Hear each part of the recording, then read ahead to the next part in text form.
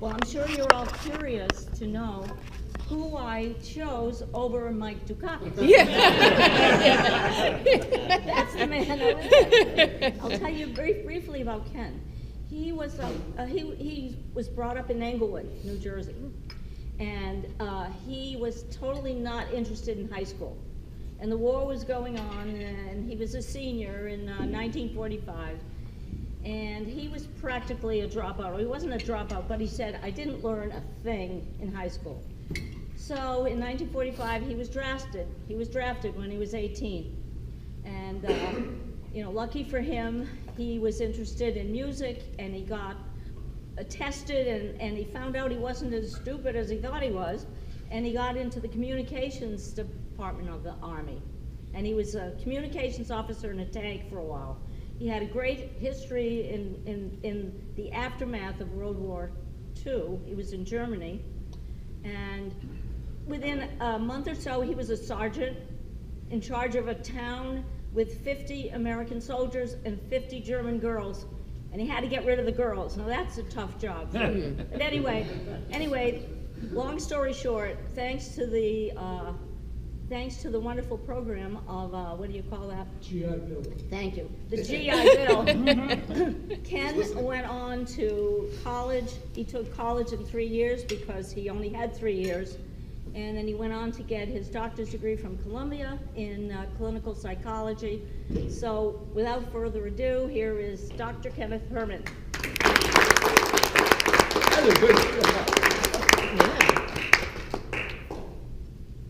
Oh, he's going to hold on to the chair. Ken, okay. This old body showing signs of wear and tear. Fortunately, my mind is good.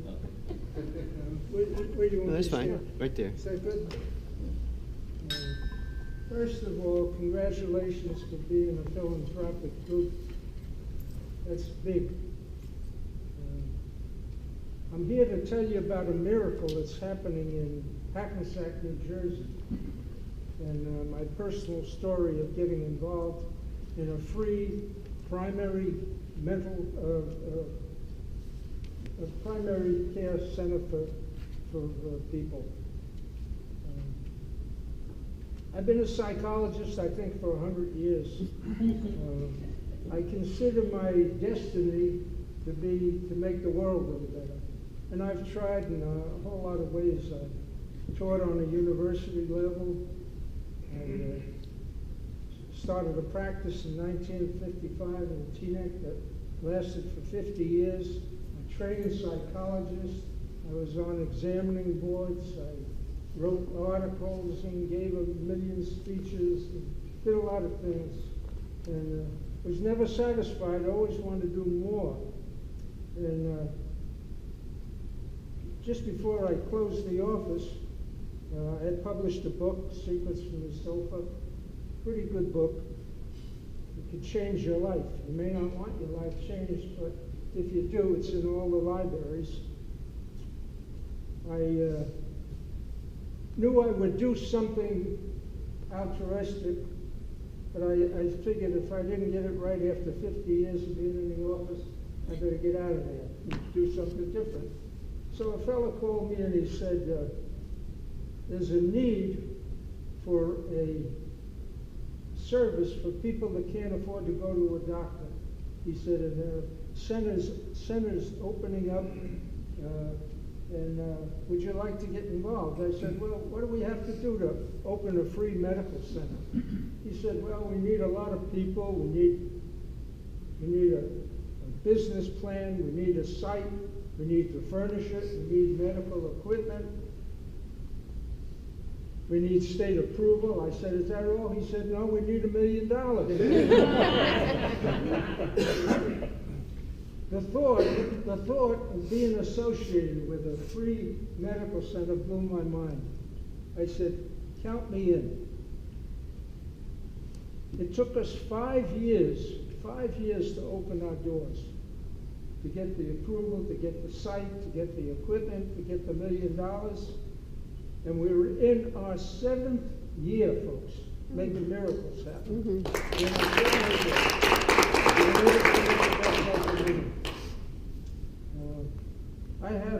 I took a lady to lunch I told her about the center. She gave me a $10,000 check. I told a friend in Texas, Houston, Texas, about it. He sent me $15,000. I met a lady that my wife told me is very philanthropic. I wrote her a letter. So far, she's given me $48,000. The guy called me. This is the truth. The guy called me. He said, "I want to give you a check and take you to breakfast." We went to breakfast. Ordinarily, when somebody hands me a check, I put it in my pocket and I thank them. I looked at this check. It was $100,000. I said to the guy, call him Joe. I said, "Joe, can you afford to give me this check?" He said, "Yes, I can."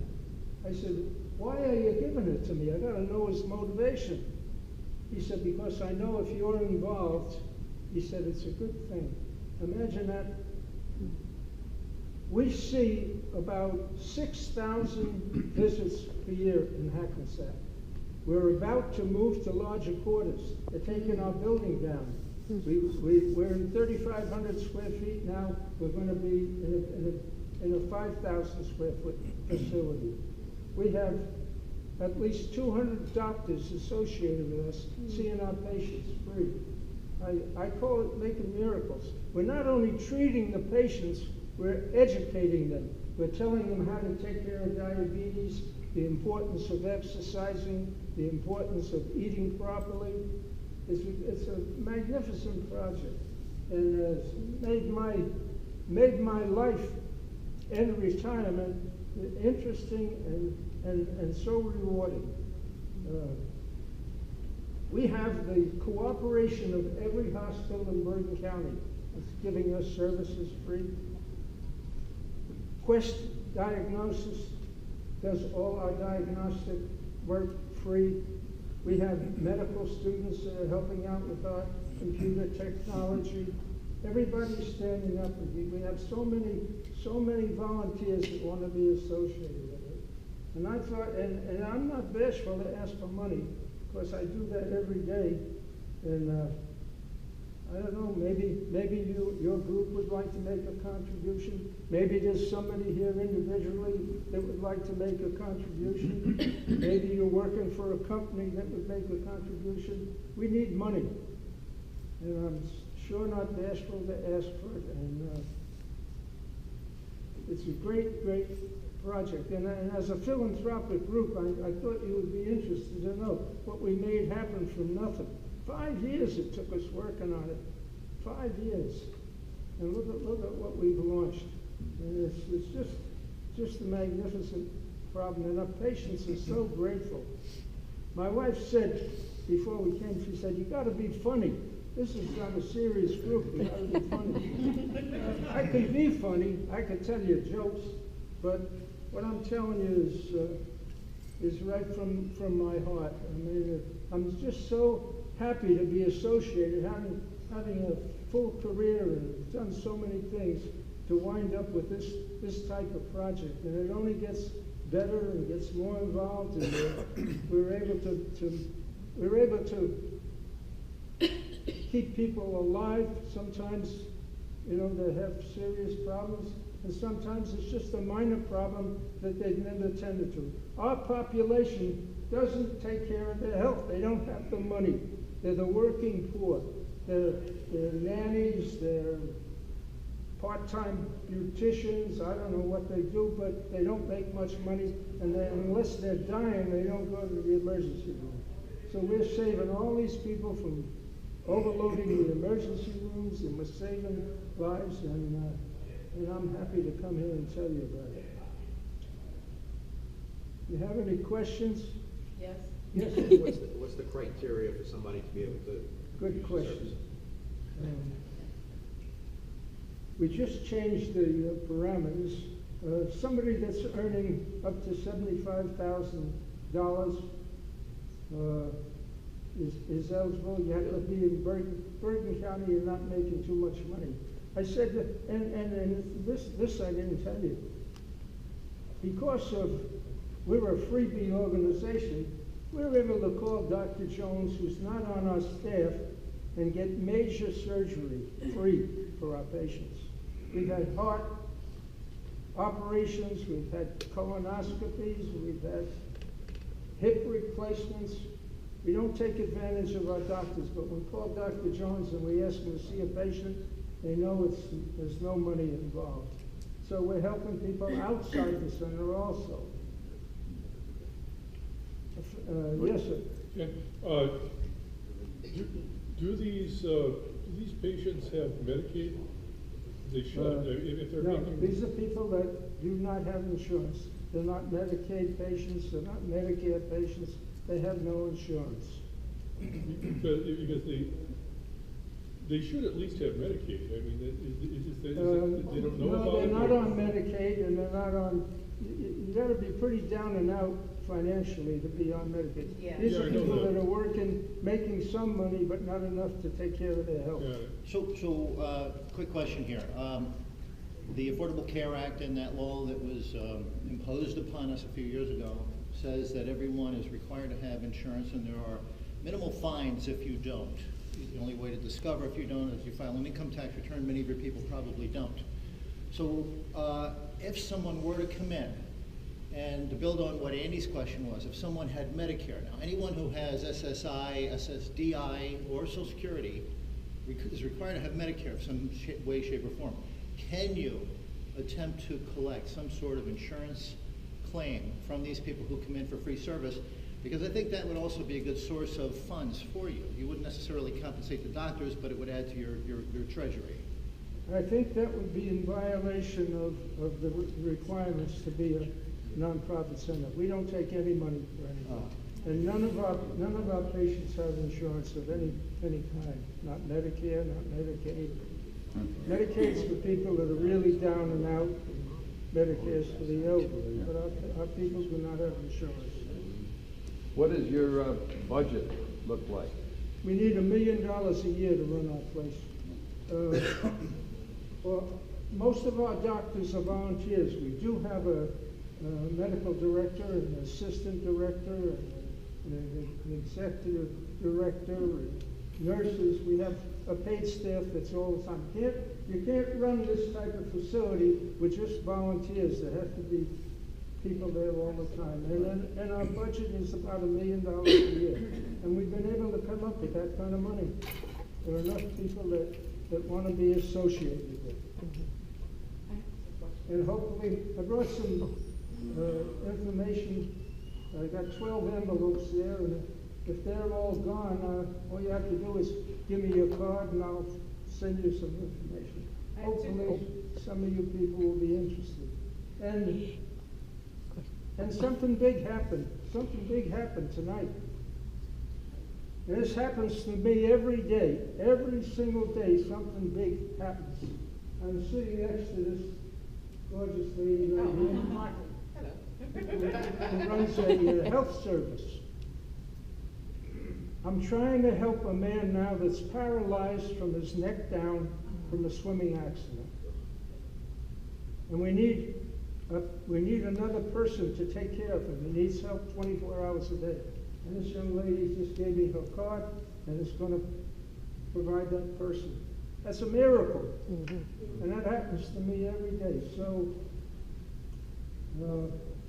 let me tell you this. Let me tell you this story, and maybe you can identify with it. I have 2 minutes. 2 minutes. That's a very subtle sign. We're sitting in the theater with my family watching a musical, and son Joe said, "Dad, what's the meaning of life? Why are we here?" So I say, "Joe, you want to talk about that now?" He says, "Just tell me in a couple of sentences." The man wants an answer. He's got it on his mind. I said, "You know what I do for a living." I said, "I consider my destiny to make the world a little better, and I do that every chance that I get." I said, "But my real claim to fame is that I'm a family man, having been a father to you, your brother, your sisters. We have 4 children." I said, "That's giving my life meaning." So we're all family people, and I understand you only come this way one time, so make it the best you can, and that's what I try to do. And it has been a pleasure talking to you. Wait, Martha, you had a question. Question over there. The Bergen Question. Volunteer Medical Initiative. Bergen Volunteer Medical Okay. Initiative, known as BVMI. BVMI. BVMI. And I suppose those specialised help you need, is there any manpower that you can help with in any way or no, in terms of at the centre or anything, volunteering? We're always looking for volunteers. We're always looking for people to help us. I have a Yes. question. Do you get your surgeries at Hackensack, and do they donate their facility? This- Are surgeries done at Hackensack Hospital, and do they donate their facility? Hackensack Hospital, all the hospitals offer us services free. But when we need something above and beyond the scope of what we offer, we call a doctor, you know. We call the specialist, and usually they say, we don't take advantage of a doctor too many times, but we're able to get the help we need. And many times our patients have life-threatening situations that they didn't even know about. So we're saving lives and educating people and making the world a little better.